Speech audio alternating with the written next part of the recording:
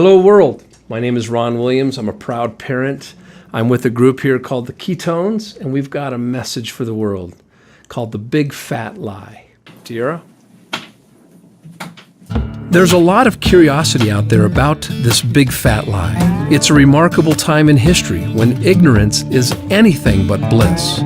Is it possible that this very ignorance is resulting in the sickest generation ever, the fattest generation ever, and the first generation projected to outlive their children? Our children think they're health nuts when it says 10% juice on their candy. And why is childhood diabetes in the beginning stages of epidemic? What about childhood obesity? Could these be the children of the lie? There are actually obese kids being taken away from ignorant parents with whispers of negligent homicide. As a parent, I'm taking a stand. Before understanding this big fat lie, let's go back in time, thousands of years ago, where in each village the people lived on a primal diet, living off the land. If God made it, eat it. This primal diet was the original fast food. They picked it and they ate it. Folk wisdom is very powerful, even intuitive. Are carrots actually good for the eyes? And how about walnuts in the brain? And why does a tomato look just like a heart? And oh yeah, primal wisdom included walking. Sounds like they had a ton of energy to me. Maybe their kind of ignorance was a blessing, while ours, a curse. This primal diet extends the benefits of ketosis beyond birth. Well, what is ketosis? It's where our energy came from burning fat before the man-made invention of packaged carbs we know today. Now, fast forward from that village to cold concrete, from ketosis to mictosis. The fast food munchable era of foodless foods and lifeless drinks, fruit, loops, and crunch, berries, and apple jacks. Suddenly the big fat lie is born. Man-made packaged addictive carbs bearing fat-free or sugar-free on their labels. Now, there are huge carboholics everywhere with addictive compulsive eating patterns, with addictive compulsive spending patterns for their next fix. Could it be that carboholic behavior was created in labs, perfecting the carboholic business model? Bet you can't just eat one? Maybe somebody in some lab somewhere has hedged their bets like a thief in the night, robbing you of your willpower, pocketbook, your health, wellness, even your divine being. Have we become human pawns or test subjects to the big fat lie, with big fat business models that prey upon the ignorance of the emerging shorter, fatter, and dumber population? We cannot create and sustain our dreams if we're stepping over our health to get there. Consider the effects on our self-worth, our love, and our intimacy, inherited by default to our children who are all but blindfolded by their innocence during this execution of this chemical warfare, a slow but spendy death, digging graves with our own knives and forks. This addiction dwarfs any drug, the dealing of preserved and packaged carbs that carry a shelf life that may outlive you, serving only as a preservative for a decomposing body. These packaged carbs convert to sugar and morph into fat. Ask any diabetic. The economics are astounding. These foods top the charts on the glycemic index. They are the big fat lie. Short bursts of energy, the crash, depression for some, looking for that next hit. Then pull out your wallet, fork out even more money, and actually pay for a heavier, lazier slave to this addictive cycle. When I think of it, maybe we're all children of the big fat lie. And it's our ignorance that supports the biggest and most lucrative healthcare system in history. 1 in 4 children in America are on medication. And we're okay with this?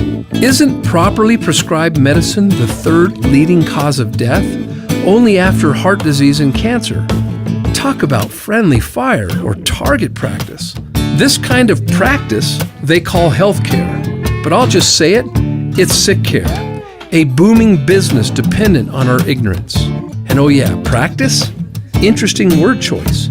There are many great doctors and health practitioners who understand that health is our responsibility and that health is a habit, not an event. There used to be doctors on this planet that were only paid when we were healthy. Imagine that. We have to get real by acknowledging the big elephant in the waiting room, the patient. Before any practice, why don't we all play the game of health first? The results of our ignorance weighs in heavier than any body of people in the history of man, literally. From primal to carnal, from the village to concrete, ketosis to mictosis. Ignorance? We'll give each other the benefit of the doubt. The big fat lie preyed upon our ignorance. But as of right now, ignorance is no longer an excuse. For me, for you, for our children, or anyone who hears this message, it's now on us. Let's take this lemon and make lemonade. Let's take this fat and make energy. Let's give our joints and organs a rest. Let's bring back all of our beauty and our self-worth. Everywhere you look, there are credible studies that educate us on ketones and general health, energy, cognitive function, and even more serious health concerns that include inflammation and obesity. And you thought these packaged drug-like carbs gave you energy? Fat produces 225% more energy. Maybe that explains why babies are born in ketosis. Tragically, the children of the lie forget as soon as they see that cartoon character's face on their first hit in this carboholic culture. I am a carboholic. My ignorance weighed in at 40 extra pounds.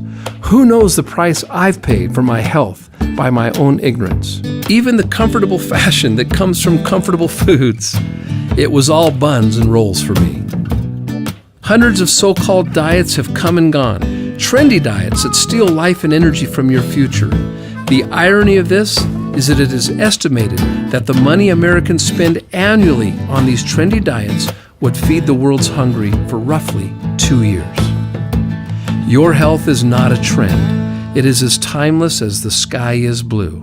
Ketosis can bring us back to the village, allowing us to be decisive eaters and not compulsive eaters. So how come everyone isn't in ketosis? Well, they would if it were that easy. Getting into ketosis is hard in this new carboholic battleground. It takes days of unrealistic perfection and pain. I've tried and failed many times. Wouldn't it be great if there was a scientific breakthrough that converted days of pain into only hours of energy and bliss? Ketosis. Well, there is. Ketonics. Come back to the village. Ketopia is the village. Let's turn ignorance into energy, love, quality, peace, success, beauty, and attraction, all hunger-free. Our bodies will perform miracles by the minute when we honor and edify its miraculous intelligence. All it needs are the proper raw materials. This raw material may be worth its weight in gold to you. You are just one Ketonics drink away from your vigorous walk across the bridge to Ketopia. You'll know when you're there. Pay it forward by telling someone today. And welcome to Ketopia. And remember, burn fat or abuse carbs. Hey there, this is Ron Williams, 2.5 weeks later.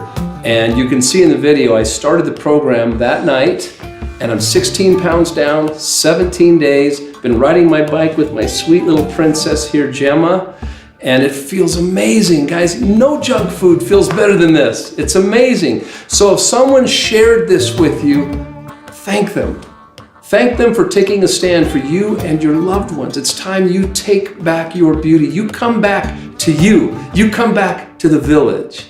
So remember, when you take the lead, your body will follow. That's right. And sadly, when you don't take the lead, your body will still follow. Your body will still follow. So welcome to Forever Green. Welcome home.